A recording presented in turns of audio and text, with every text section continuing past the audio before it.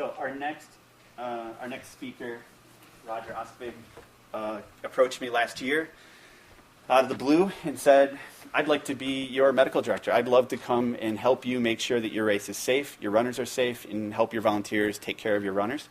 He's been a tremendous asset, part of the reason that the Twisted Branch was a success. And so, Roger, thank you for coming. You have 10 minutes.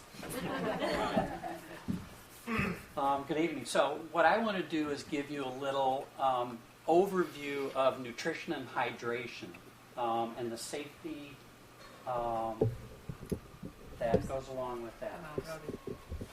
This is the road? Yeah. All right. Okay. And so what I want to do is help you keep a runner on the trail. Just in terms of synonyms,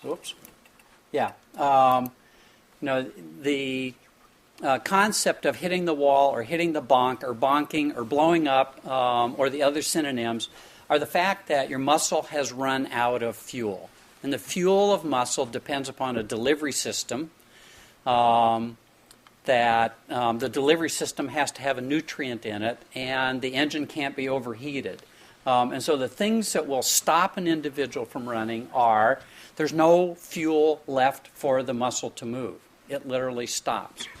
That you're too dehydrated. You can have a lot of glucose in the bloodstream, but if there's no circulation to muscle, it has no fuel. If an individual has too much salt or too little salt in the bloodstream, the muscle can't contract because this is an electrical system. If you get acidotic, you interfere with the mitochondria that's in the muscle cells, which is how it works. And the best way to think about muscle is the body of an ultramarathoner is a freight train.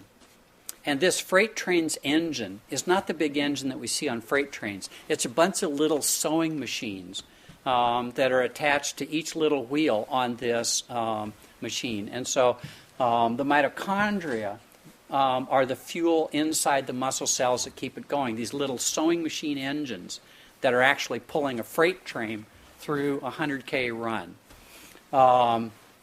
And if you are overheated, your body is spending too much of its energy in trying to get rid of the heat.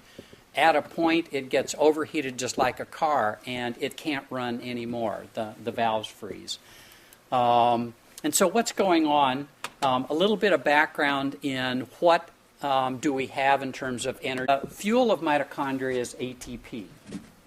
And everything else fuels the ATP source through various metabolic pathways. We have carbohydrates in our body. We have about 80 kcals of blood sugar that's circulating in our bloodstream before you start exercising. You have about 400 calories in the liver and about 1,800 in the muscle. And so just remember that number because this will be important in the next slide. We have a lot of fuel in fat. Yeah, we do. And we have some in protein. What you'd like is not to use your muscle as a source of fuel because it means you're breaking down muscle to fuel other muscle. So a runner, when he or she is running, is burning about 750 calories an hour. That means after 2 hours, in a normal person, if you're not starting to replete it at the start of the run, you're out of fuel. All the glycogen in your muscle is used up. And now you're going to alternate fuel sources. When you are running, you can absorb about 4 calories per minute of a single nutrient source. If you have multiple forms of sugar, sucrose, glucose, galactose, maltose, and that sort of thing, you can increase it to about 6 calories a minute while you're moving. At the moment you stop moving, there's about a 10-fold increase of putting that back in the muscle as glycogen. Standing at an aid station is not resting the muscle. It's still like you're walking or running or that sort of thing. So if a person needs to refuel, they need to get horizontal legs up so that the muscle isn't contracting or that sort of thing. As you run out of glucose or glycogen, you shift to fatty acids. Fatty acids also produce acids, so your accumulation of acid in the body speeds up. A runner, when they're running, generates 20 times more heat in the muscle as opposed to rest. That has to be delivered out of the body in various ways. A runner will use about an ounce of water every 3 minutes while they're running, which is about 20 ounces an hour. When you run out of metabolism, you shift to things that create metabolic acids. When you reach your aerobic threshold, you're also adding lactic acid because the sugar can't be completely metabolized. It only gets partially metabolized. The rest of it's acid. So, hydration strategy. An individual needs to start the race well hydrated. If they do it well, you should actually weigh more than you do at baseline because you should be ready to do it. All the runners should be making urine. All the urine should be light colored if you're hydrating enough. For a person who could, it'd be about a pint an hour. Elite runners drink about half that.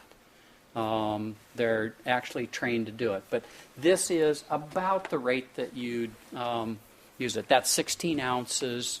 We use about 20 ounces an hour. That's a livable amount of dehydration. If a person is too dehydrated, they need to be drinking 24 ounces for every pound of weight they lost. And there's a metabolic reason for that.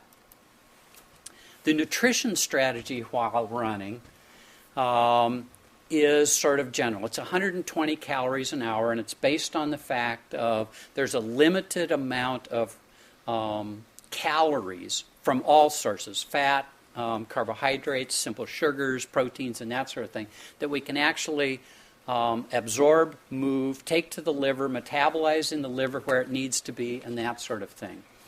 In general, when you're looking at individuals to have an endurance run like an ultra, the food they eat, the stuff they drink should be easy to absorb, and as much as you can, require little or no digestion. You don't want to be on a high-fiber diet in the middle of a run with your gut full of goo that's taking all this energy away from the muscle. Eating and drinking fat, saturated fat stuff during a run facilitates reflux. And so individuals can get heartburn. But many things that cause heartburn or acid sometimes actually produce alkali metabolically. So orange juice, and some people say I drink orange juice and then I have heartburn. Orange juice actually winds up making bicarb in the body, buffering the metabolic acids we make during runs. So an individual who's able to drink fresh squeezed orange juice during a run is better off. Just a side note, orange juice not from concentrate is all chemicals. It's actually poison to a runner. And I can explain that if people are interested. Protein digests slowly. It requires digestion, so it actually has to reach the large intestine before it's absorbed. So it's a late phenomenon. Pre-race. What should have happened to a runner? Well, in the weeks preparing for a long race, an individual ought to be on a diet that maintains their weight. In general, they should race fasting, because your body will learn how to use other fuels early, and that will extend the point of preserving glycogen in the muscle. 5 days before the race, taper training, which increases the amount of glycogen that's stored in muscle, so you actually can increase that, where I showed you would be 1,500 calories. An elite runner can actually just about double that. 2 days before you increase calories, eat low glycemic index food, and what happens is it also adds fluid in the body so you can go farther. What do you need to know as volunteers? An impending wall from hydration is elite athletes can lose 8% of their body weight and do okay, but individuals who are not elite can be in trouble with as little as 2%.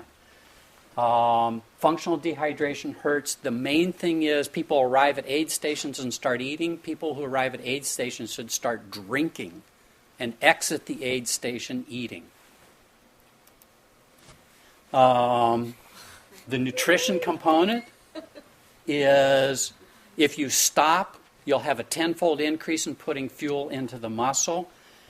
They should have fluid 10 minutes before they eat. So if a person is arriving at an aid station, reaching a wall, the first thing you should do is flood them with fluids, make them still, wait about 10 minutes, fuel them, and they will get up and be able to go. Liquids absorb faster than solids. You absorb well under your tongue. So if a person shows up nauseated, you can have them hold sugar-containing fluid in their mouth and spit, and they'll absorb at least a third of the calories that exist in that just holding it in the mouth. Mixed sugars, you get more of them, and a steady stream of calories during the run, particularly after the 4-hour point. So people after the 4-hour point should be nibbling the whole thing between aid stations. For every runner, they should have a plan before they start and stick to it.